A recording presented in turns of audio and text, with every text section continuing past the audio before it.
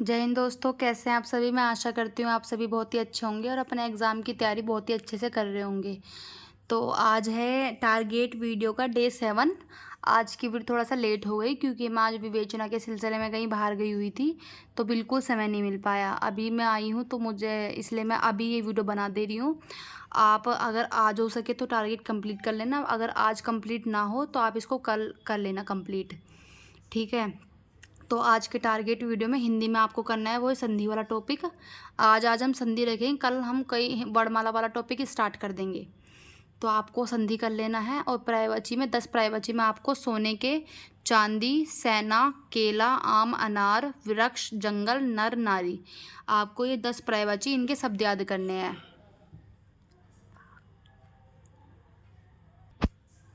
उसके बाद आपको विलोम शब्दों में करने हैं 50 विलोम।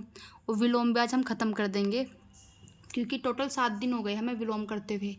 अगर हम देखें हमने कितने याद कर लेंगे तो 7 पंचे 35, 350 शब्द हमने विलोम के याद कर लेंगे, जो कि सफिशेंट है यूपीएसआई के लिए।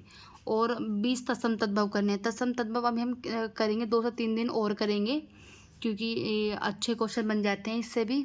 तो 20 तत्सम तद्भव करेंगे आज, 10 मुहावरे तैयार करेंगे और 20 वन वर्ड्स करेंगे, ठीक है। और साहित्य अकादमी अवार्ड्स भी हमारे जल्दी ख़त्म हो जाएंगे।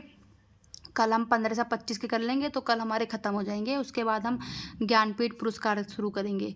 तो आपको करने 2005 से लेकर 15 तक के तो तैयार करने हैं, प्लस जो 2005 तक के आपने पढ़ लिए हैं उनका बहुत ही अच्छे से एकदम रिवीजन करना है, ताकि फिंगर टिप्स पर आपके याद हों कि इस सन में इस लेखक को मिला है। इसलिए आपको बहुत ध्यान देना है अवार्ड्स पर। इससे क्या हो रहा है, आपके अवार्ड्स भी तैयार हो रहे हैं, प्लस साहित्य वाला पोर्शन भी तैयार हो रहा है कि किस लेखक की कौन सी रचना है। तो आपको ये अच्छे से तैयार करने हैं अवार्ड्स वाला। तो ये तो हो गया हिंदी का। स्टैटिक जीके में आज आपको टाइगर रिजर्व करने हैं, जो नेशनल पार्क अपने तैयार कर लिए हैं उनका आप रिवीजन करेंगे। तो आज आपको स्टैटिक जीके में टाइगर रिजर्व करने हैं तैयार। मैथ में वही प्रॉफिट एंड लॉस करना है। आज हम प्रॉफिट एंड लॉस ख़त्म कर देंगे, कल से हम दूसरा चैप्टर स्टार्ट करेंगे। तो मैथ में आपको प्रॉफिट एंड लॉस करना है। रीजनिंग में आपको सीरीज़ वाला टॉपिक करना है, ठीक है, क्योंकि आपने क्यूब्स, कैलेंडर, घड़ी और इक्वालिटी, उसके बाद जो भी इम्पोर्टेंट टॉपिक्स थे वे तो ख़त्म कर लिए हैं। अब आगे आपको सीरीज़ करना है, ठीक है।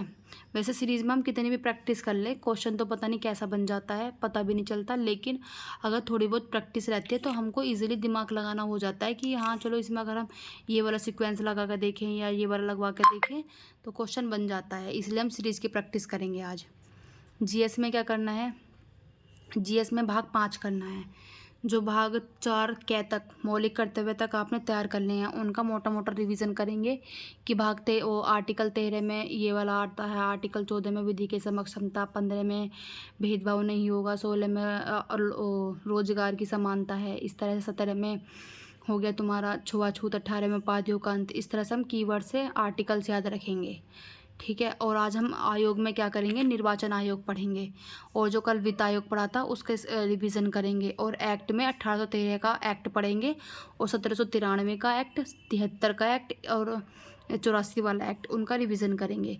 हिस्ट्री में जो हमने कल पढ़ा था बंगाल विभाजन, उसका रिवीजन करने के बाद 5 मिनट रिवीजन करना मोटा मोटा। इस 20 तारीख को घोषणा हुई, 20 जुलाई को, फिर 7 अगस्त को टाउन हॉल में बैठक हुई, 16 अक्टूबर को लागू हुआ। इस तरह से कीवर्ड जल्दी याद करेंगे हम। फिर हम करेंगे मुस्लिम लीग का गठन।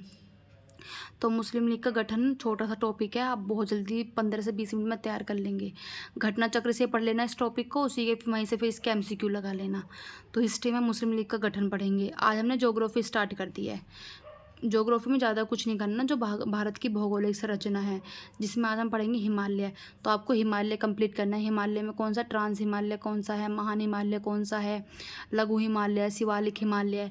और जो महान हिमालय में वो है चोटियाँ, जैसे कि चोटियाँ हैं Makalu, mount Everest, Manaslu, Annapurna, Dhaulagiri, KBN यानी कि केदारनाथ, बद्रीनाथ, नंदा देवी। इस तरह से चोटियों का क्रम भी याद रखना है। कभी कभी चोटियों का क्रम पूछ लेता है कि उत्तर से दक्षिण में लगाइए, ठीक है, मतलब पूरब से पश्चिम की तरफ लगाइए। इस तरह से चोटियों का क्रम पूछ लेता है। तो इस क्रम में और कौन कौन सी श्रेणी में कौन सी नदी बह रही है, ये सब अच्छे से तुम्हें पूरा हिमालय वाला पोर्शन तैयार करना है आज ज्योग्राफी में।